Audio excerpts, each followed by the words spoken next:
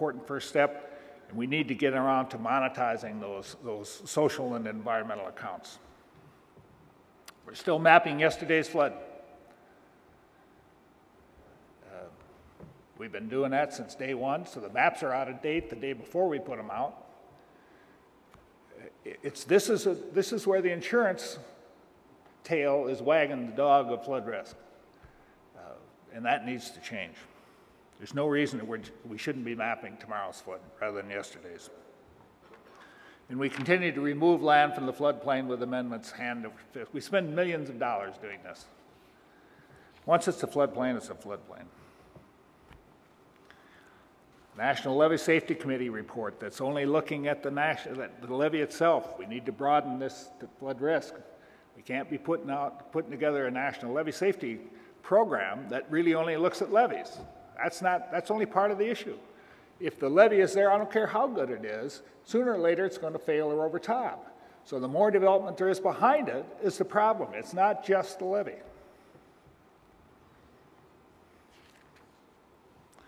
This top-down approach, we heard that this morning, and that's very positive stuff, because the two things, what we need to do, the solutions don't rest in the federal government. The tools to do that are at the local government, as you heard here again this morning.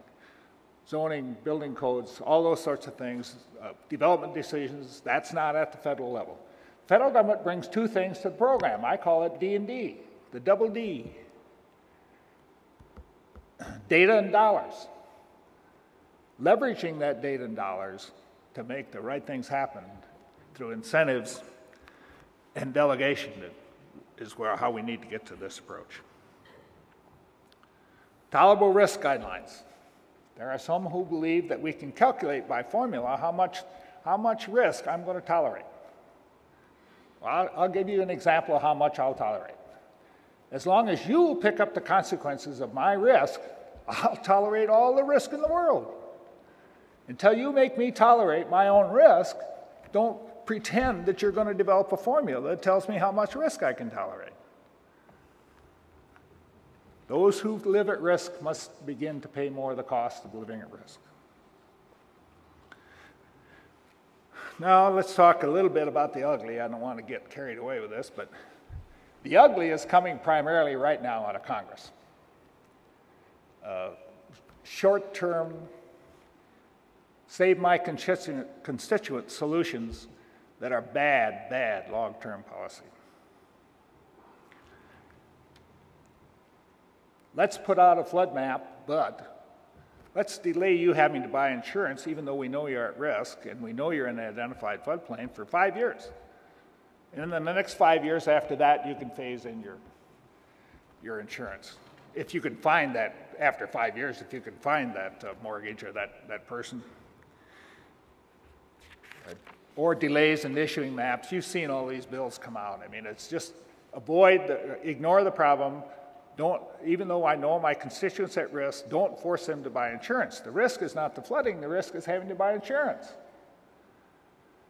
I can't imagine anybody in Congress passing a bill that says, I want my constituents to not have to buy fire insurance for the next 5 years. Could you imagine that? Somehow we aren't getting our message across to people.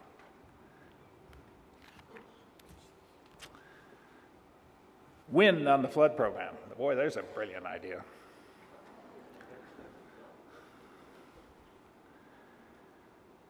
The general rule is that policy change can't precede public support. So that tells us our challenge is we need to get public support moving. There are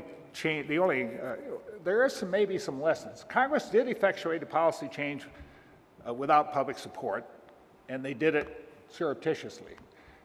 They said, states, if you want all of your DOT money, you have to pass a law to have a 21-year-old drinking age.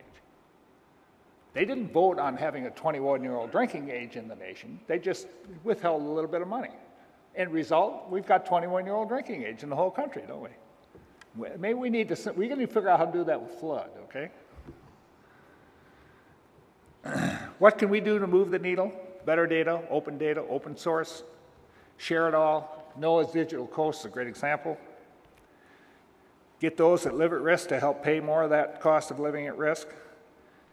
that we've got to get away from that. I've lived here 40 years and it's never flooded. A fellow called me from West Virginia last week, said, you know, do I really need flood insurance? I've been here 40 years and never flooded. I said, you had a fire in 40 years? Nope, haven't had a fire. Are you trying to drop your fire insurance? Oh, heck no.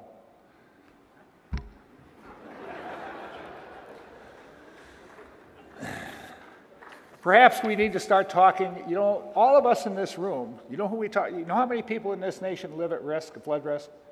About 10%. We spend our time talking to that 10%. We aren't talking to that 90% who are paying for them to live at risk. Maybe we need to start talking to the 90%. And then we need to help Congress figure out how to do this with a little bit of cover. They aren't going to vote to reduce disaster relief on the fourth time, let alone the second time, nor are they going to vote to directly ask those people living at risk to pay more of the cost. Somehow we've got to help them figure out how to do this with cover, like a base closure act. There are some tweaks. We need bold changes, and we're talking about how do we get some of those bold changes. We all need to work on that. We're going to do some tweaks in the meantime, but the tweaks aren't going to get us out of this box. We can't buy our way out of this problem.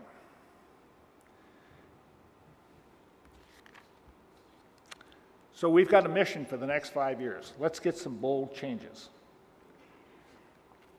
If you share this concern and vision with us, I ask you to join us in the association and join these people who are trying to make those changes. We can do it. Let's do it. Thanks.